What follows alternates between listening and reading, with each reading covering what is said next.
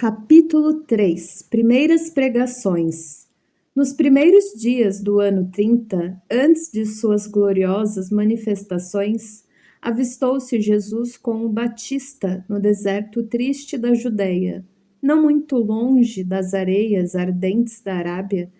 Ambos estiveram juntos por alguns dias em plena natureza, no campo ríspido do jejum e da penitência do grande precursor, até que o Mestre Divino, despedindo-se do companheiro, demandou o oásis de Jericó, uma bênção de verdura e água, entre as inclemências da estrada agreste. De Jericó, dirigiu-se então a Jerusalém, onde repousou ao cair da noite. Sentado como um peregrino nas adjacências do templo, Jesus foi notado por um grupo de sacerdotes e pensadores ociosos que se sentiram atraídos pelos seus traços de formosa originalidade e pelo seu olhar lúcido e profundo. Alguns deles se afastaram sem maior interesse, mas Hanan, que seria mais tarde o juiz inclemente de sua causa, aproximou-se do desconhecido e dirigiu-se-lhe com orgulho: Galileu, que fazes na cidade? Passo por Jerusalém, buscando a fundação do reino de Deus, exclamou Cristo com modesta nobreza. Reino de Deus? Tornou o sacerdote com acentuada ironia. E que pensas tu venha a ser isso? Esse reino é a obra divina no coração dos homens, esclareceu Jesus com grande serenidade. Obra divina em tuas mãos? Revidou Hanan, com uma gargalhada de desprezo. E, continuando as suas observações irônicas, perguntou: Com que contas para levar avante essa difícil empresa? Quais são os teus seguidores e companheiros? Acaso terás conquistado o apoio de algum príncipe desconhecido e ilustre para auxiliar-te na execução de teus planos? Meus companheiros hão de chegar de todos os lugares, respondeu o mestre com humildade. Sim, observou Hanan, os ignorantes e os tolos estão em toda parte da terra. Certamente que esse representará o material de tua edificação. Entretanto, propões-te realizar uma obra divina e já viste alguma estátua perfeita modelada em fragmentos de lama? Sacerdote, replicou-lhe Jesus com energia serena.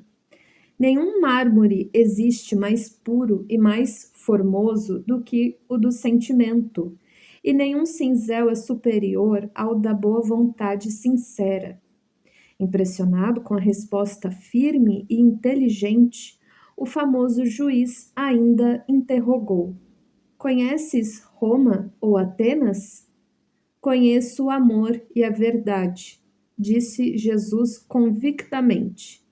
Tem ciência dos códigos da corte providencial e das leis do templo? Inquiriu Hanan, inquieto. Sei qual é a vontade de meu Pai que está nos céus, respondeu o mestre brandamente. O sacerdote o contemplou irritado e, dirigindo-lhe um sorriso de profundo desprezo, demandou a torre Antônia em atitude de orgulhosa superioridade.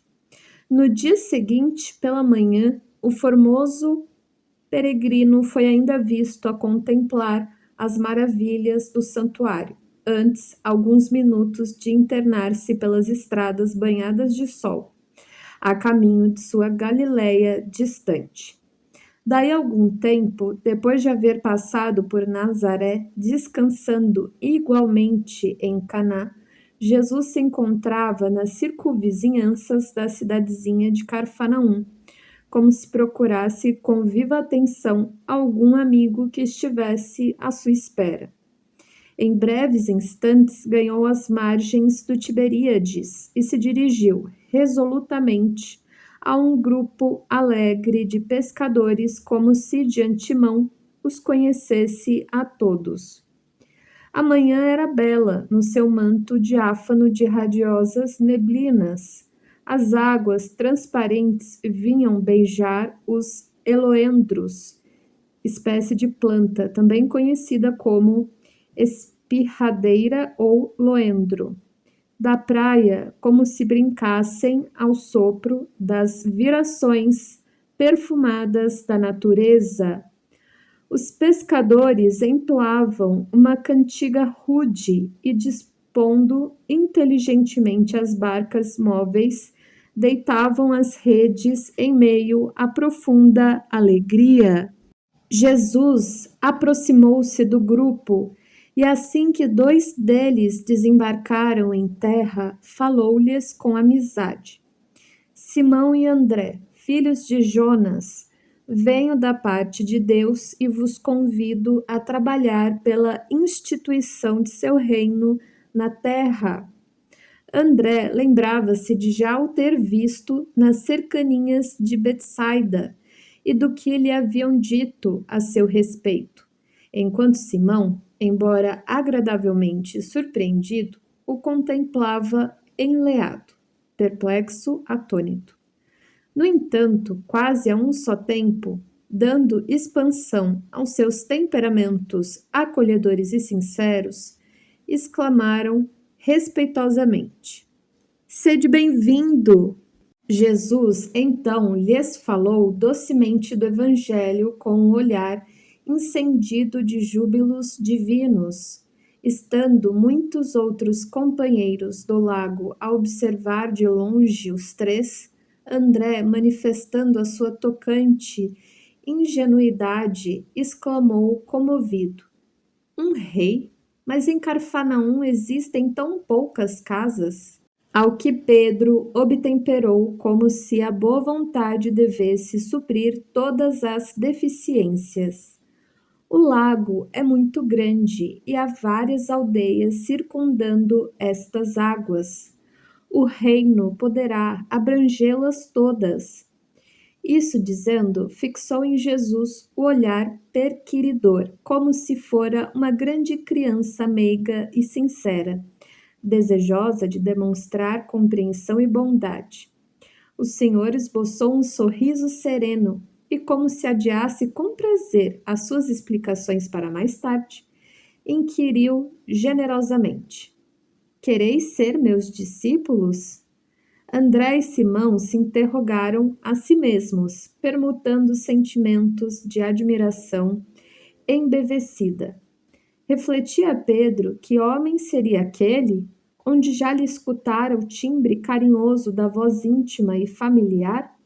Ambos os pescadores se esforçavam por dilatar o domínio de suas lembranças, de modo a encontrá-lo nas recordações mais queridas.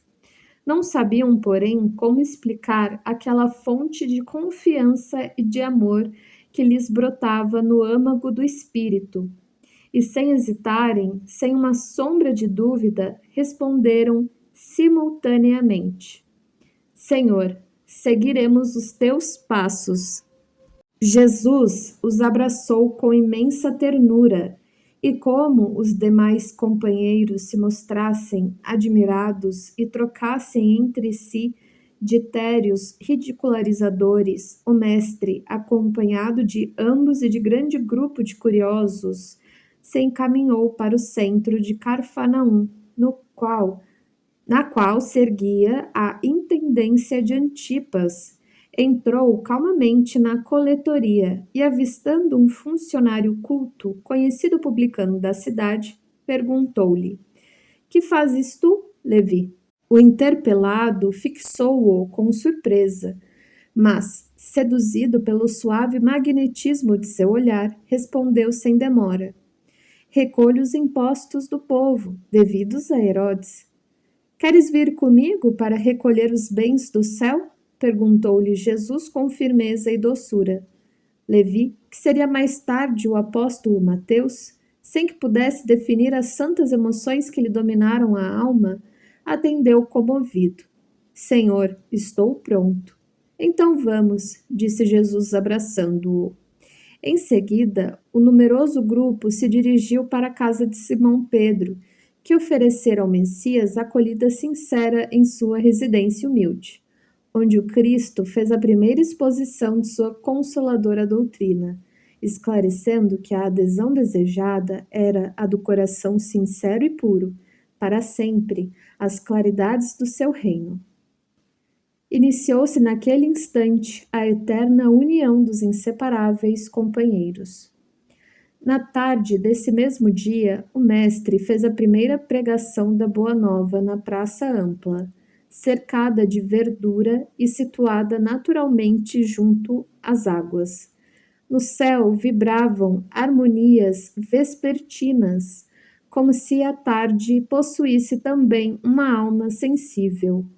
As árvores vizinhas acenavam os ramos verdes ao vento do crepúsculo como mãos da natureza que convidassem os homens à celebração daquele primeiro ágape, refeição que os primeiros cristãos faziam em comum. Ágape? Ágape não era amor cristão? Bom. As aves ariscas pousavam de leve nas alcaparreiras, arbusto espinhoso mediterrâneo, cujos botões florais são usados como condimento em conserva, o mesmo que alcaparra. Mais próximas, como se também desejassem senti-lo, e na praia extensa se acotovelava a grande multidão de pescadores rústicos, de mulheres aflitas por continuadas flagelações, de crianças sujas e abandonadas, misturados publicanos pecadores com homens analfabetos e simples, que haviam acorrido ansiosos por ouvi-lo. Jesus contemplou a multidão e enviou-lhe um sorriso de satisfação. Contrariamente às ironias de Hanan, ele aproveitaria o sentimento como mármore precioso e a boa vontade como cinzel divino. Os ignorantes do mundo, os fracos, os sofredores, os desalentados, os doentes e os pecadores seriam, em suas mãos, o material de base para sua construção eterna e sublime. Converteria toda a miséria e toda a dor num cântico de alegria e, tomado pelas inspirações sagradas de Deus, começou a falar da maravilhosa beleza do seu reino. Magnetizado pelo seu amor, o povo o escutava num grande transporte de ventura. No céu havia uma vibração de claridade desconhecida. Ao longe, no firmamento de Carfanaum, o horizonte se tornara um deslumbramento de luz, e bem no alto, na cúpula dourada e silenciosa, as nuvens delicadas e alvas tomavam a forma suave das flores e dos arcanjos do paraíso